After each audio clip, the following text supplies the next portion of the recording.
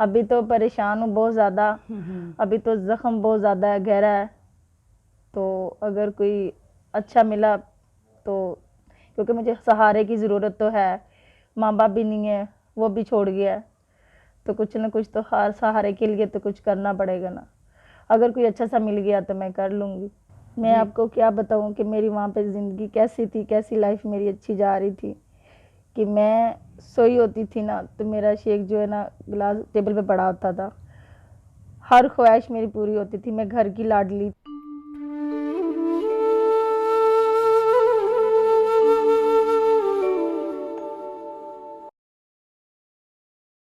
अस्सलाम वालेकुम नाज़रीन, मैं हूं आपकी मेज़बान रुबीना मलिक और मेरे साथ एक ऐसी बहन मौजूद हैं जो अरबापति करोड़पति थी, लेकिन ऐसा आज वक्त है इनके ऊपर कि ये रोटी खाने के लिए भी तंग आ चुकी हुई हैं। तो आए इनसे पूछते हैं कि इनके साथ ये माजरा सारा कैसे हुआ। फिर बताएंगे आपके ऊपर ऐसा कैसी नौबत आई कि आप आज एक टाइम की रोटी खाने से भी तंग आई हुई हैं।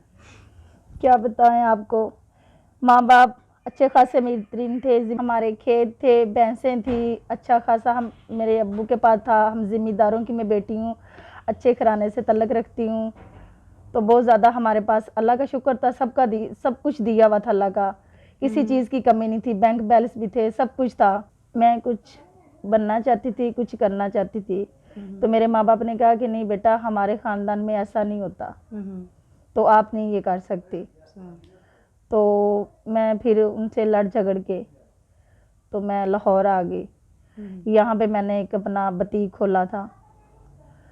तो बुटीक से मैं अपना अच्छा खासा कारोबार बना रही थी, चल रहा था, अच्छा खासा पैसा कमा रही थी। तो मेरे माँ बाप भी ठीक हो गए थे, चले कर रही है तो कोई बात नहीं है। कारोबार इतना अच्छा चल रहा था, पीछे से आप जिम्मेदार थे, तो फिर ऐसी नौबत कैसे आई कि आप लोग आज 1 रुपये के मुताज बने हुए हैं। बस मेरी ज़िंदगी मैंने खुद अपने हाथों से ख़राब की है। अपने हाथों से मैंने अपनी ज़िंदगी ख़राब की है। आज मैं ये वक्त देख रही हूँ, जहाँ पे मैं कपड़ा लेने जाती थी वहाँ पे एक लड़का काम करता था, बहुत गरीब था। वो हर बातें भी अपनी शेयर करता था मुझसे, तो मैं उसकी हेल्प भी करती थी, उसकी बातें भी सुनती थी। कपड़ा लेने जाना, उस तर्स भी उससे करना मैंने। तो आस्ता आस्ता ना हमदर्दी मुझे उसके साथ होना शुरू होगी, और आस्ता आस्ता फिर हमारा ना मेरा उसके मैं उससे प्यार करना शुरू हो गई। मैंने अपने माँ बाप से बात की कि मैं इस लड़के से शादी करना चाहती हूँ। तो मेरे माँ बाप ने कहा कि हम एक चौधरी हैं, ठीक ठाक हैं, इससे अच्छे तो हमारे कमी है, तो तुम मुझसे शादी करोगी। तो मैंने फिर भी लड़ झगड़ के उनकी बातें सुन के मैंने फिर भी चोरी इनसे शादी कर ली। हमारी 5-6 माह अच्छी यानी कि ज़िंदगी गुजरी। मेरा बड़ा ख्याल रखता था, बहुत ज़्यादा, एक एक चीज़ का यानी कि ख्याल रखता था। तो 5-6 माह जब गुजरे तो फिर कह रहे थे कि हम ऐसे करते हैं कि अपना जो कारोबार है ना हम बढ़ाते हैं।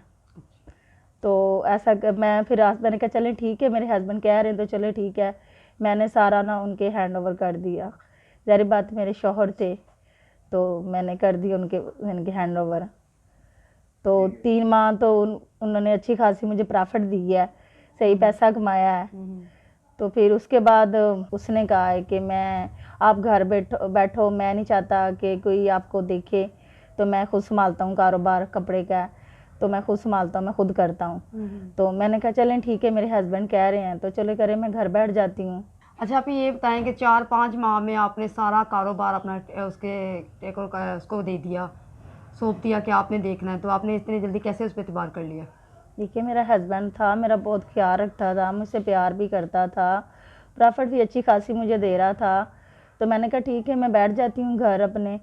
तो मैंने सारा कुछ उनके हैंड ओवर कर दिया, तो मैं घर बैठ गई। अच्छा, अभी ये बताएं, जब अपना इतना अच्छा कारोबार चल रहा था, हर जगह से पैसा आ रहा था, फिर ऐसा क्या हुआ कि ये कारोबार ख़त्म हो गया, आपके पास कुछ नहीं रहा।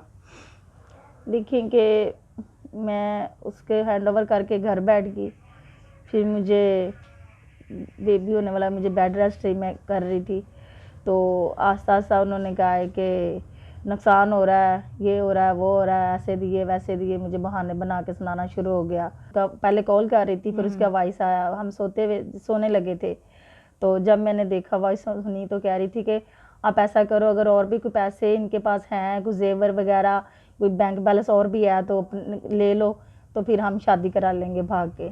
मैंने पूछा है लेकिन वो कह रहे नहीं, ऐसा कुछ भी नहीं, तुम्हें गलतफहमी हुई है, ऐसा कुछ भी नहीं है, वैसे ही कोई कर रहा है, हमें ऐसा कर रहा है, वैसा कर रहा है। अच्छा, आप ये बताएं, आपने कानूनी उस पर कार्रवाई की? कानूनी कार्रवाई मैंने क्या करनी थी, मैंने अपने हाथों से सब कुछ उसको दे दिया था, मैं क्या करती। ये आपके साथ सारा फ्रॉड हुआ है, आपके साथ ये सारा अरसा हुआ, उसके बाद आपने माँ बाप से कांटेक्ट किया? नहीं, उन्होंने तो तब भी ख़त्म कर दिया था जब मैंने शादी इनसे की थी। तभी उन्होंने कहा था कि हमें कोई बात करेगा हम नहीं करते, तो इसलिए ख़िलाफ़ थी उनसे, गई हैं तो वो रब्ता मुझसे नहीं कर रहे। बताएं, अब आपका कैसे गुजारा हो रहा है कि माँ बाप से भी कांटेक्ट नहीं है, हस्बैंड भी छोड़ के चला गया है, तो कैसे गुजारा कर रही हैं? अभी फ़िलहाल तो मैं उसी घर में ही हूँ, जो मेरे पास थोड़ा बहुत था उससे मैं गुजारा मैनेज करती रही हूँ। तो अभी बैठी हैं, बस बहुत हालात मारे हैं, बहुत ज़्यादा मतलब कि परेशान हूँ। तो ऊपर से मैं, आपको पता है, किस हाल में हूँ। जो आप काम बतीका करती रही हैं, आप अब दोबारा कर सकती हैं? जी बिल्कुल कर सकती हूँ, क्यों नहीं कर सकती। लेकिन अभी तो मेरे पास कुछ भी नहीं है, क्योंकि जो था वो मैंने थोड़ा बहुत जो पड़ा हुआ था वो मैंने खुद यानी कि किया है खर्चा। अभी मेरे पास कुछ भी नहीं है। अच्छा, आप मुझे ये बताएं, आपको पछतावा होता है अपने किए पे, जो आपने किया है? क्योंकि माँ बाप ने तो आपको बहुत समझाया था, आपने उनके खिलाफ जाकर इस लड़के से शादी की। अच्छा, आप बहुत मुझे ये ज़्यादा। बताएं कि आपने माँ बाप के खिलाफ जाकर इस लड़के से शादी की, तो अब कभी पछतावा होता है कि अगर उनकी बात मान लेती तो आज ये दिन आपको देखना पड़ता? हाँ जी, बहुत ज़्यादा पछतावा आ रहा, बहुत परेशान, बहुत ज़्यादा पछतावा आ रहा कि अब सोच नहीं सकती, मैं बहुत ज़्यादा पछता रही हूँ। आज दिन मेरी गलती की वजह से ही मुझे देखने पड़ गए हैं।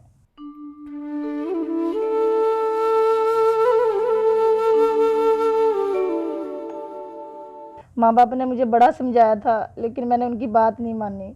अब बहुत पछता रही हूँ मैं कि मान लेती मैं। कभी माँ बाप के घर की याद आई है कि आपको वहाँ पे तो बहुत अच्छे दिन थे, शादियों की तरह दिन गुजारे हैं? कभी वो दिन याद आए हैं आपको? मैं जी। आपको क्या बताऊँ कि मेरी वहाँ पे ज़िंदगी कैसी थी, कैसी लाइफ मेरी अच्छी जा रही थी कि मैं सोई होती थी ना तो मेरा शेक जो है ना गिलास टेबल पे पड़ा होता था। हर ख्वाहिश मेरी पूरी होती थी, मैं घर की लाडली थी। मार्केट में मोबाइल बाद में आता था, पहले मैं लेती थी वो। इतनी ख्वाहिश मेरी माँ बाप पूरी करते थे मेरी। अच्छा, आप ये बताएं कि वो तो जलील इंसान छोड़ के आपको चला गया है, तो अब आप कैसे अकेले गुजारा करेगी? क्या सोचा आगे का? अभी तो परेशान हूँ बहुत ज़्यादा। अभी तो ज़ख्म बहुत ज़्यादा है, गहरा है। तो अगर कोई अच्छा मिला तो, क्योंकि मुझे सहारे की ज़रूरत तो है, माँ बाप भी नहीं है, वो भी छोड़ गया है, तो कुछ ना कुछ तो हर सहारे के लिए तो कुछ करना पड़ेगा ना। अगर कोई अच्छा सा मिल गया तो मैं कर लूँगी। जी नाज़रीन, आपने इनकी स्टोरी सुनी है, जो शयादियों की तरह अपनी ज़िंदगी गुजार रही थी, आज फ़कीरों की तरह ज़िंदगी गुजार रही हैं। तो इनकी प्लीज़ हेल्प की जाए ताकि जो पहले तरह की इनकी ज़िंदगी थी अब इनके दोबारा वो दिन पास आ जाए।